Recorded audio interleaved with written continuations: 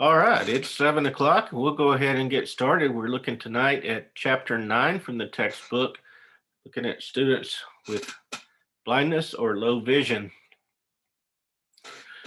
So, when we look at the history of blindness and low vision, we get examples from very early times of people who had were either blind or had low vision who contributed to society, including Homer, the writer of the Iliad and the Odyssey. Had very low vision. Some said he was blind. Um, Amazing that he could write even way back then without much ability to use his eyes. In the 1800s, Louis Braille developed this system that we still use for reading, writing, and music using raised dots that could be read with one's fingers. Formal education for people who were blind or had visual impairments began in the US, which is pretty amazing, actually, as young as the US is compared to European countries. And we were the first. They developed the American Printing House for the Blind.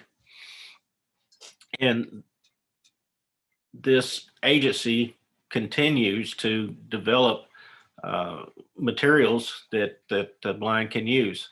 The early 1800s saw the emergence of public school programs for students who were blind or had visual impairments.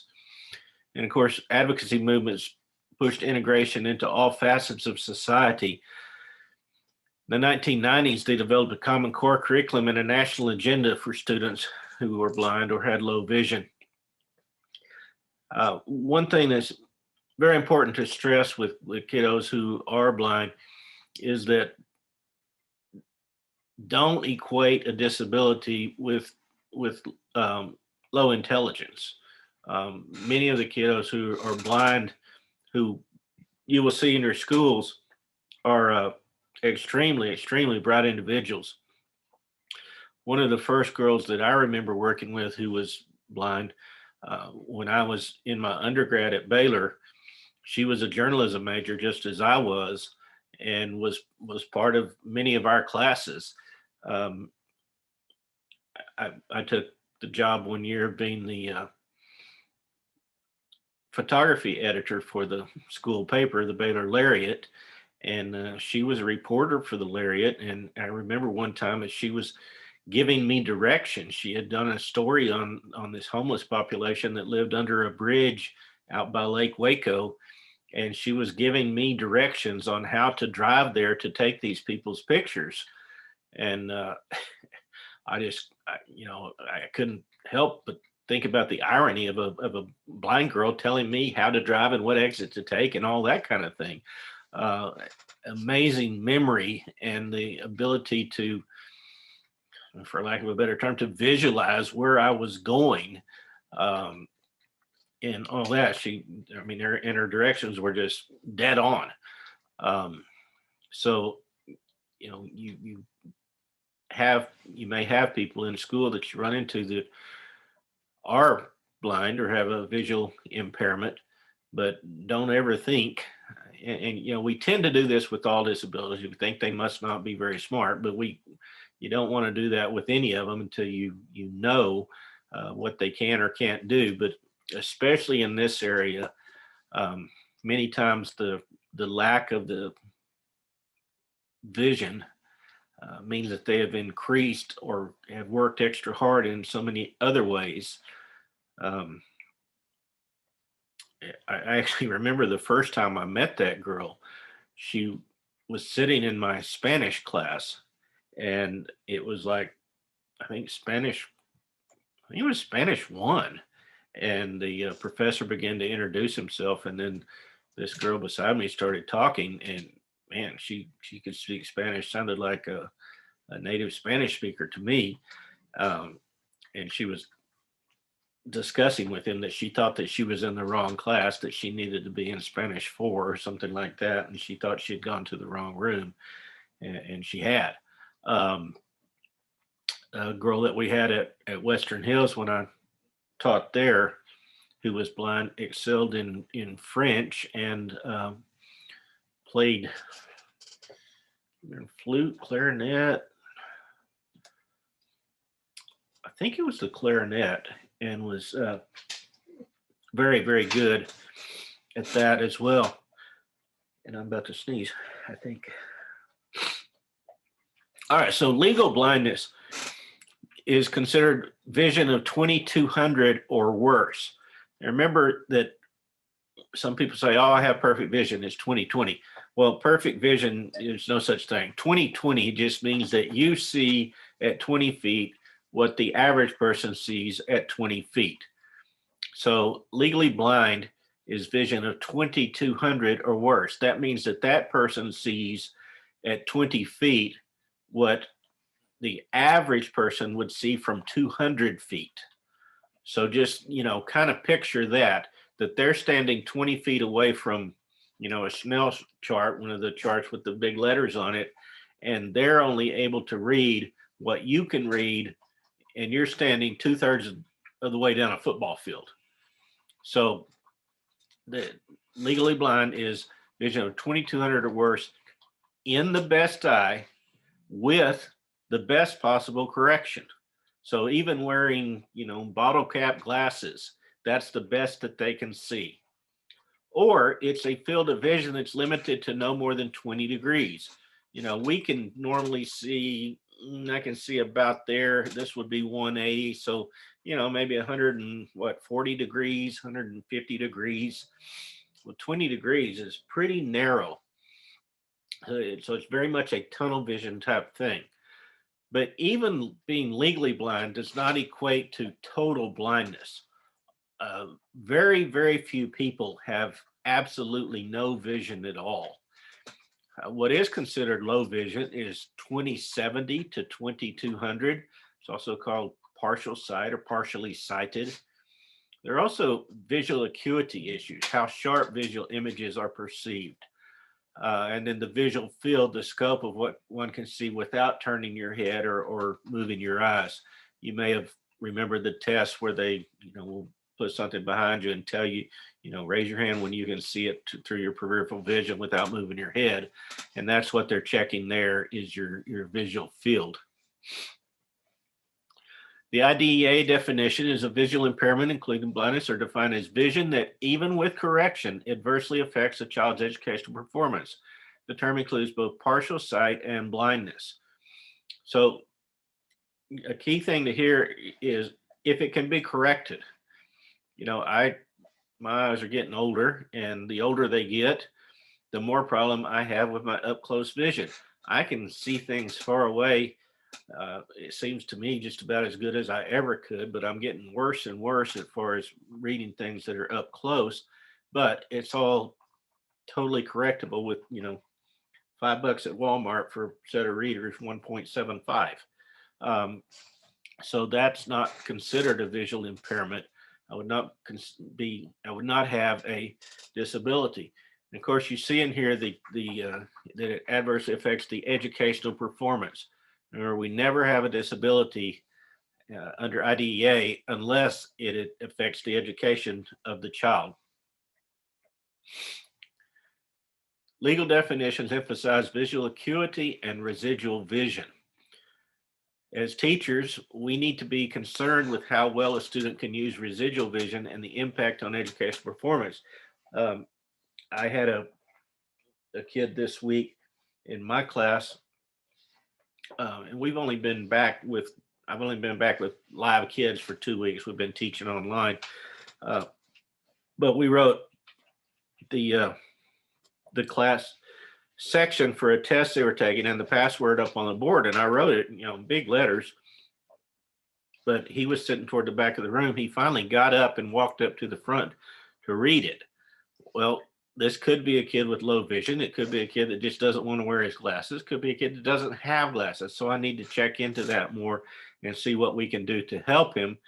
Obviously, the first thing I need to do is move him up closer to the front of the room where he can read the board. Students with low vision may be able to use printed materials. There are many large print books available. There are also machines that can blow up the size or enlarge greatly the size of the text. One of the kids we had at Western Hills had partial sight only in one eye, but he would come into our content mastery lab, and you could flip this machine where there would be black letters on white or white letters on black, and you put your book or whatever else under there, and he would blow it up on the screen. I keep saying blowing up, not like bomb, enlarge it on the screen to where each letter was probably an inch. And if it was a black screen with a white letter of an inch or so, he could read it. Clearly, reading goes very slowly that way. So you have to think about that and allow the extra time. But many kids, even with low vision, can interact with printed materials. Students with blindness may need to learn through means other than printed materials, though. And almost every book that's out there, probably every textbook that's used in schools, must have a audio version. So those are things that you can access, and you'll need to talk to department chairs and those sorts of people, administrators, to find out if you do get a child with a visual impairment, to find out how to access those materials. Individuals with the same visual acuity can function differently in the same classroom. So you might have a child who, even though their diagnosis is roughly the same, one may do very well with reading off of the whiteboard and the other not. So one may do fine with an enlarged textbook, another may not. So you always need to be aware of those sorts of issues. Prevalence, well, only about 0.04% of the school population has been identified with visual impairments.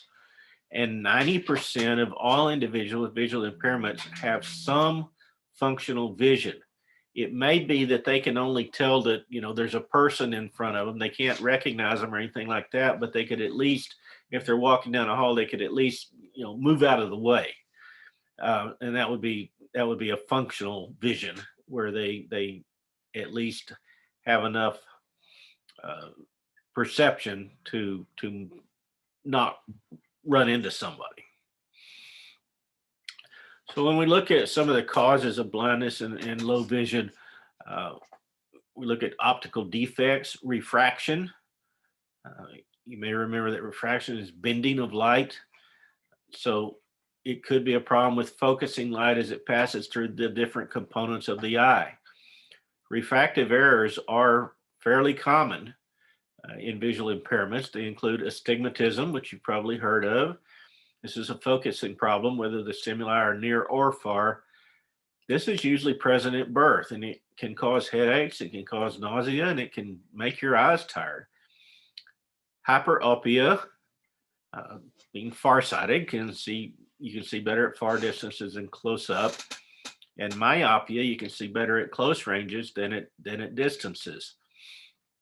A guy I worked with last summer, he would he always wore his glasses, and then when he would get something to read, I would notice that he would be looking up over the top of his glasses to read it. Well, I'm just the opposite. I keep my glasses down because I can see fine that way, but if I want to read this, I need my glasses. So you can kind of get an idea of whether somebody has hyperopia or myopia based on just that observation. They threw us in a diagram of the eye, so you can see, some of the different areas where the problems can come. When it's refracted, it comes through the pupil here, and then it's supposed to hit at just the right place here on the retina. So if that refraction is happening, when it bends at a wrong angle, and it may, this beam may hit here while this beam hits here, and so it throws everything off. Ocular motility defects include nystagmus. This is where the eyes move abruptly. You may have seen people whose eyes are making jerky movements involuntarily. And sometimes when you have these students, you'll see them kind of tilting their head one way, or they're turning their head. They're trying to get their eyes kind of lined up.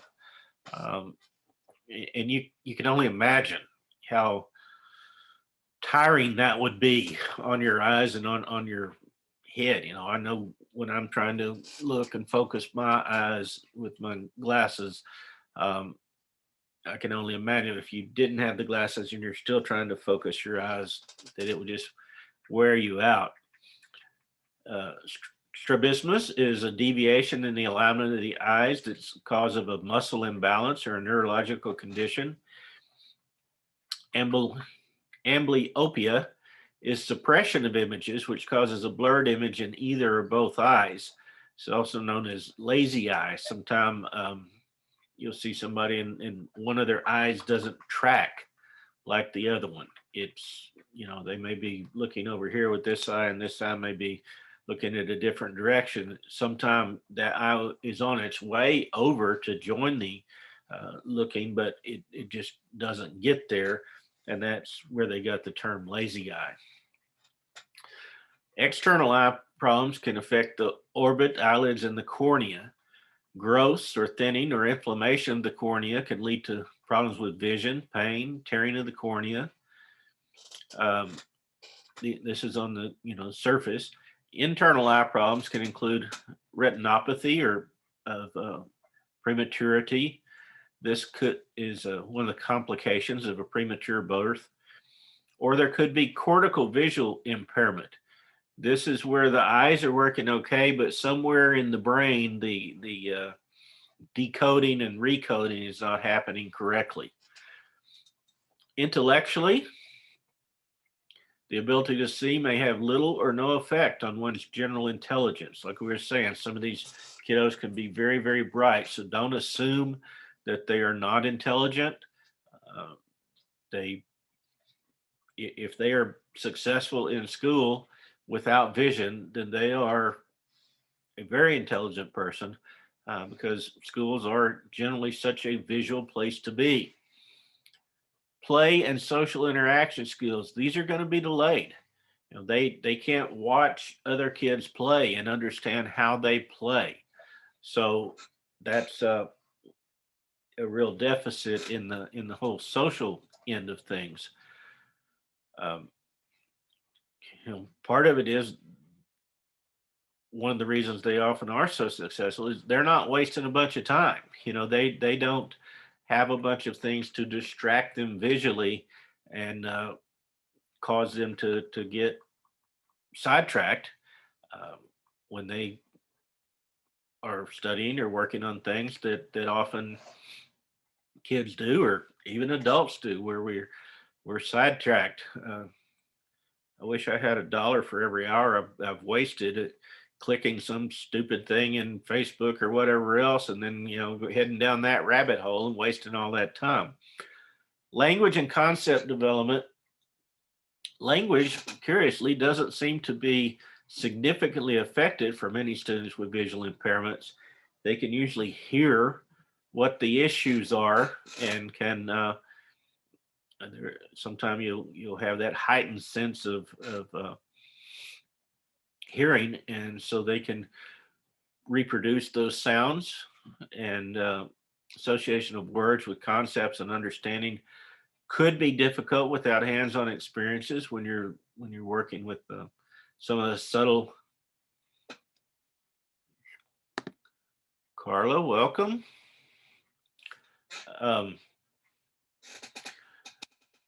Language and concept ordinarily not too delayed, but some concepts are hard to get if you can't see a picture of it, and if we as teachers can't draw a visual image with our words, then some of those concepts are going to be more difficult to pick up. uh, Comorbidity, the book didn't talk about this, but I wanted to throw it in because one of my favorite little kiddos that I've ever had the opportunity to work with, little girl, we'll call her Lexi. I had when I was a principal of an elementary school, and she had albinism. You may probably recall that that's when you don't have pigment. Um, Her skin was very white, very uh, kind of pink. It was so white, and her hair was, she was 5 years old. She was in kindergarten, and her hair was just snow white. Uh, just a beautiful little girl, as sweet as she could be. And this was her favorite book. She loved to look at this book about albino animals. But I noticed, even from the beginning of when I first saw her reading this book to later in the year, she was having to get closer and closer and closer because her vision was going away. She did have some vision, but it was quickly going away. So they were already starting to work with her as a kindergartner on mobility and orientation skills. And those are like, how to use the walking cane, and how to, get from place to place. You you would see these teachers, these orientation mobility specialists would come to school, bring the child to school, weeks before the school term would start. And even the high school kids that I've seen, the M&O specialist, mobility and orientation specialist, would come, and they would get their schedule and they would walk the building over and over to where they'd get the idea of where the classes were, where the classrooms were for that particular schedule, and then where the furniture was within that room, where the cafeteria was, where the nurse was, where the office was, all of these different kind of things that a kid who is sighted doesn't have any problem finding. Somebody's got to help. And it was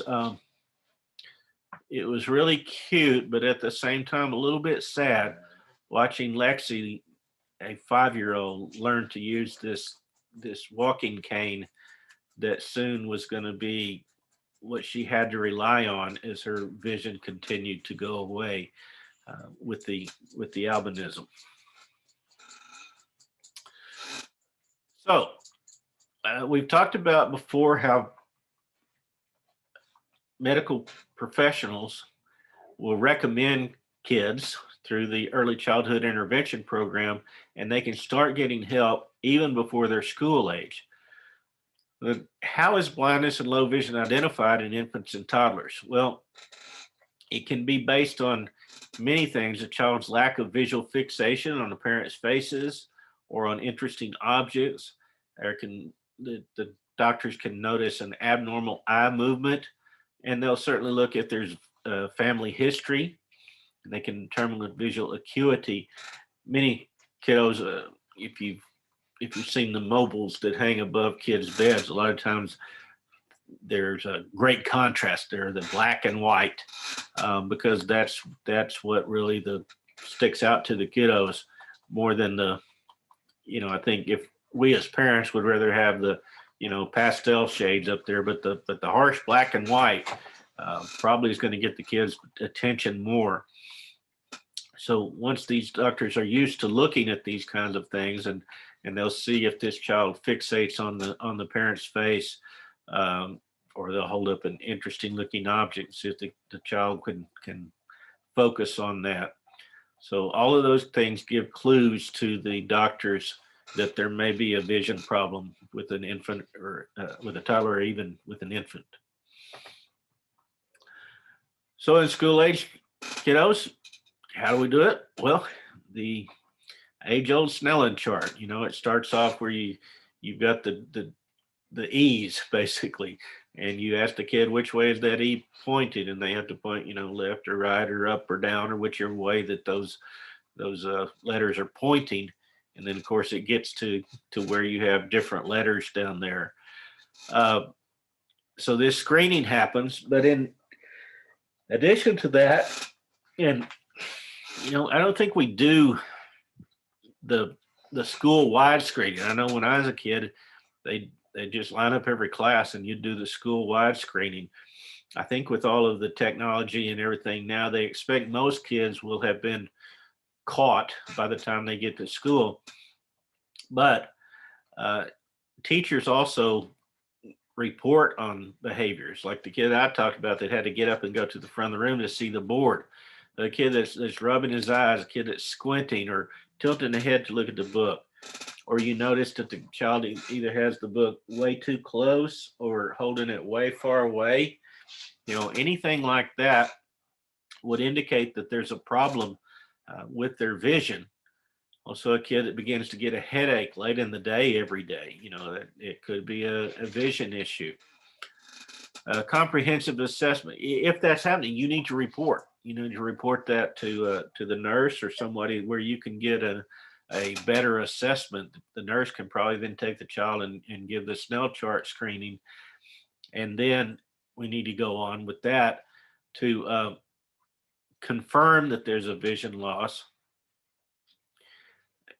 that adversely affects the educational performance. So, what should I teach students with blindness or low vision? Well, we want to teach the curriculum. But you're going to expand a core curriculum to address the needs that are specific to their vision loss. If we've taught them a curriculum, but we haven't taught them how to get from place A to place B, we're missing out. An expanded core curriculum may include skills needed in the core curriculum at a greater depth than sighted peers, or it may be skills that sighted peers don't need. There's also the whole idea of self-advocacy and self-determination skills. Get them to, as we say, use your words to get the help that they need. Not be afraid to ask people for help. Not to be afraid to go to the office and get the help that they need. So, what is the expanded core curriculum? Well, it's the skills that students need. These may be compensatory skills, to compensate for not being able to see where I'm going. We can use a cane. And here you see a picture of very young children being taught to use a cane. And there are particular ways to use a cane, and they will teach them the correct way so that, one, they don't get hurt, and two, that they don't hurt anybody else. There are visual efficiency skills. A kid that has some vision but not a lot, we want to maximize the effort when they are using their visual skills, because they can tend to get very tired when doing that. Teaching them to use Braille. There are teachers that learn Braille in order to teach kids Braille. And then a lot of times that very same teacher, they a lot of times call these a itinerant vision teacher or itinerant visual impairment teacher. They're usually itinerant because there's usually not enough kids in one school for them to be there the whole time. They make a circuit. They go and help kids, a particular kid, when that particular kid needs the help. And they have machines what they like type into, and it will print out in Braille. Many of them have learned to read Braille. So when the student types something on their Brailler, then that itinerant teacher can read that and then type it. Of course, now they have machines where the kiddo can type in using the Brailler. The reason they use the Brailler is it's faster than regular typing. There aren't as many keys, but it's combinations of keys that make the letters that. But then there are machines that can take that and then it's translated into typed out English. So a lot of cool things with the technology now. We also need to work with them on listening skills. Their hearing may be highly sensitive and very tuned, but we need to train them on what to listen for. Then the orientation and mobility skills. Orientation has to do with orienting them to the building when they're moving to a new building, like a new school building. And then the mobility is, how to get from one place to another. Social interaction skills. We've got a child at the school I'm working at now. I'm guessing he's a sixth grader and he uses a cane. I don't know how much vision he has, but I saw him walking the other day and I said, "Do you need any help?" And he says, "Yes, please." And he was moving fast, and he was using his cane and didn't seem to need any help. But I walked with him up to the door and I opened it for him. He said, "Oh, it's unlocked. I thought I needed help because I thought I needed you to unlock it." He knew where he was going. He knew where the door was. He knew all that. He just thought I'd be handy because I'd be able to unlock the door. Little did he know, after what, 6 weeks or however it's long it's been, I still don't have a badge, so I couldn't have unlocked it if it were locked. Social interaction skills. These kids often tend to get isolated. They are in their own little cocoon, their own little world, and we want them to be able to interact with other kids uh, for lots of reasons. They need to. The other kids need to know. I mean, there's much that we can learn from kiddos that uh, are different than us, so the other kiddos can learn from them as well. Independent living skills.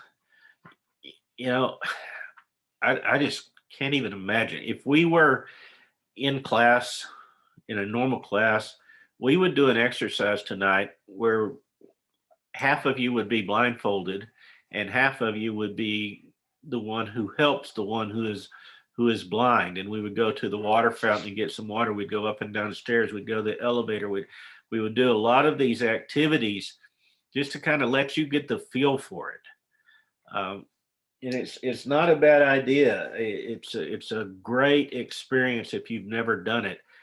I even used to do this when I was a high school teacher, working with kids, my kiddos with behavior disorders. We would do some of these simulations, and one of them that we did was to help someone who had a visual impairment or who was blind. And I usually learned more when I was helping the person who was blindfolded than I did when I was the blindfolded person. It kind of made me think about how do I best help them. And of course, the kids I had, one day they decided it would be fun to take me out in the parking lot and walk me into the side of a van. They thought that'd be real fun, and then they all ran off while I was, banging my head on the side of the van there. So you gotta be careful; it can backfire on you. But in the end, we had a laugh and we all got through it. But great skills, great things to think about. If you've got a roommate that you trust or somebody that, when you're on campus sometime, blindfold each other. You know, I challenge you to spend 10 minutes that way. It's going to seem like an eternity. And then try to do things like get on the elevator, take the stairs, get a drink from the water fountain, all of these things that you just take for granted. I'm just thinking about my sink or my toothbrush and all my pills and my deodorant and my comb, my brush, my hair, all this stuff is there and it's just kind of scattered, I have to kind of look around each day to find it. Obviously I'm a slob, but if you had a visual acuity issue or you're blind, you'd want everything in its place and to know right where it was at all times. So those are some independent living skills. Recreation and leisure skills. Think about it. What activity do you enjoy that doesn't use your eyes? For most of us, about the only thing I could think of would be listening to music, listening to books. I I am a audible.com subscriber, and when I drive, I like to listen to books. So, you can learn a lot that way, but what else is there? So you have to think about recreation, leisure skills, career and transition skills. What are these kiddos going to do to earn a living? We've already said that most of them that are in our schools have high IQs. They might be brilliant people, but how do you make a living? So all those are things to think about and consider when you're working with kiddos who are blind. In general, they need to learn the same information as general education students do, but it may take more time and they may need additional accommodations. They may need counseling to deal with reactions from others. I've often said There's not a meaner thing in the world than a middle school girl. Kids can just be so cruel to each other. So we need to think about that. Possible teaching of care. If you do get a child that gets a prosthetic eye, how do you care for that? What do you need to do to take care of it, as well as taking care of your cane and whatever other electronic communication, whatever you have that how do you care for those things? Adaptations for color or visual discrimination problems. Some kids who have severe types of color blindness, these are real issues in that it can be a safety issue in colors. So need to work on that. Responding to traffic signals. Oh, I had a green light. I just kept going. Well, which one's the green light? Sometime if we just provide a copy of the teacher's notes, you may tell other kids, copy the notes off the board. Well, this kid can't do that. So may just be as simple as providing a copy of the notes. Reading aloud. That's easy. Supplying audio recordings of print materials. Where do I get that? Do I have to tape it myself? No, absolutely not. These are available out there. But if you're deciding to use just random materials, you may need to make a recording of it. Using hands-on models and manipulatives. And there are many reading programs now that will read what's on a screen for a student. So keep those things in mind as technology continues to evolve. Considering the instructional environment, assist the kid through touch and sound more than sight for those with little or no functional vision. Think about specialized equipment you'll be able to use. Can you put it on the projector? And if so, can you blow it up big enough? Obviously, you're not going to have a PowerPoint like this with, in my opinion, this is way too many words to have on a screen anyway. You only want it 3 or 4 items and those bigger where everybody can read them. Thinking about that and, talking to the kid, what colors can you see better? Maybe we need to try it. Maybe I need to put up a black background with white. And let's try this font versus this font. Which one's easier for you to see? And how big do I need to get it before you can comfortably see it? Providing equal access to the core curriculum. Think about this. Teachers often like to rearrange their furniture. Once this kid gets used to coming in and sitting in his desk, you rearrange the furniture, everything's a mess. Or you got that kid that just throws his backpack down in the aisle. This could be a problem. So thinking about all of those types of issues. When you're trying to come up with the least restrictive environment, we want to base that on the student's needs and the strengths, the preferences, and what related services are needed. So a lot goes into that decision. Generally, we want to make sure that we have adequate lighting. Some of these kiddos their vision goes down tremendously if there's not bright lights going on. I was talking to a teacher friend of mine that says, hey, I've got a window in my room now, and the only days that I turn on the classroom lights, the overhead lights, are on STAR test days. Well, okay, great. But what if you have a kid that needs lots of light in order to be able to see? Well, you would make that adjustment. And then think about decreasing the visual clutter. A lot of times we like cutesy stuff, but sometimes that cutesy can be distracting. Instructional technology, there are programs that magnify computer screens. Could be you just need a really big screen or even a projector. Scanning materials for access, providing Braille if the student uses it. The kid I told you about earlier that came in and used the machine that blew things up, he didn't know any Braille at all, so that wouldn't have helped at all. This is kind of interesting. Always use caption videos. And then, you work at getting the captions as large as you can. Some kids could use a guide dog. Well, that introduces all sorts of issues. we need to have a lesson with the class that that dog is not there to pet. He's there for a tool that helps this child. So, you know, don't pet the kid, don't pet the dog, and don't feed the dog, and all those sorts of things. And then part of working with the child who's using the dog is, you know, making sure you're responsible for giving the dog the breaks that he needs, and making sure the dog gets water when it needs it, and all that kind of thing. So a lot goes into that. Of course, that's not going to fall on you as the general ed teacher. That's going to fall on this itinerant teacher, but they're going to work with you on working with the kid because you're the one that's with the kid every day.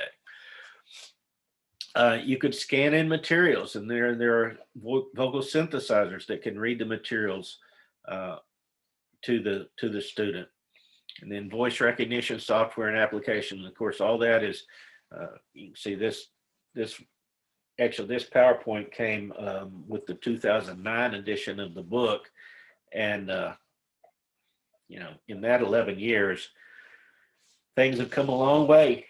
Um,